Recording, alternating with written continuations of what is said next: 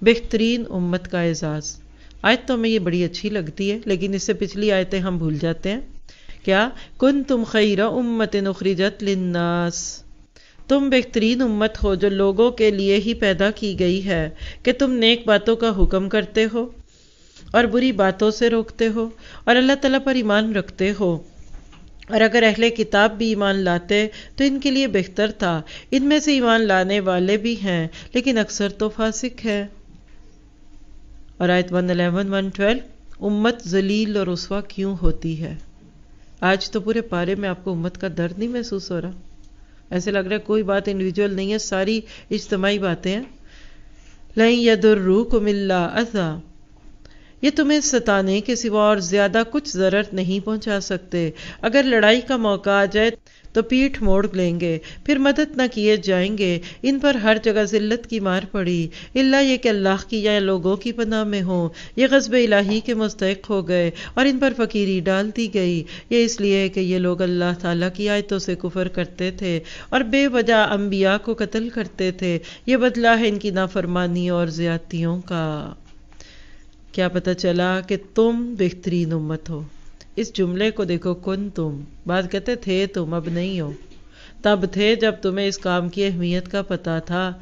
یاد رکھیے پہلے پارے میں ہم نے بنی اسرائیل کی ہسٹری پڑھی، سورۃ بقرہ کا فرسٹ ہاف۔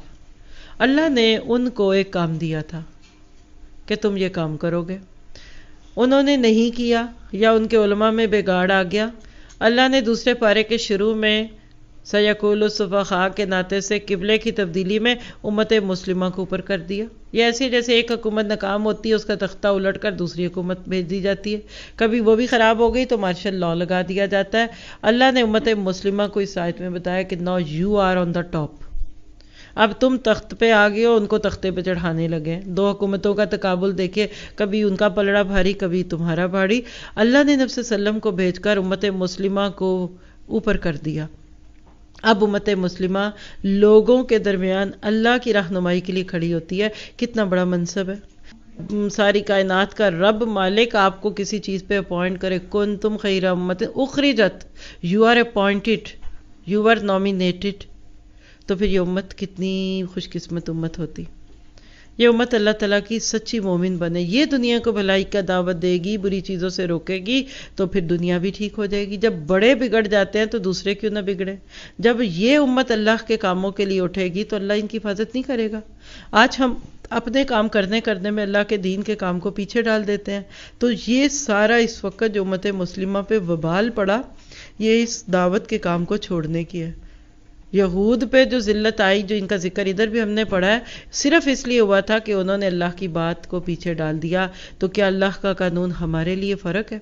یاد رکھیے جب بھی کسی قوم کو اللہ تعالیٰ اس طرح کی باتیں کہے گا تو اس کے پیچھے خود احتسابی کی بات ہے۔ ہم غیروں کی باتیں پڑھتے ہوئے ان پہ تو بڑی اعلان دان کرتے ہیں، لیکن اپنے حالات کو بھول جاتے ہیں۔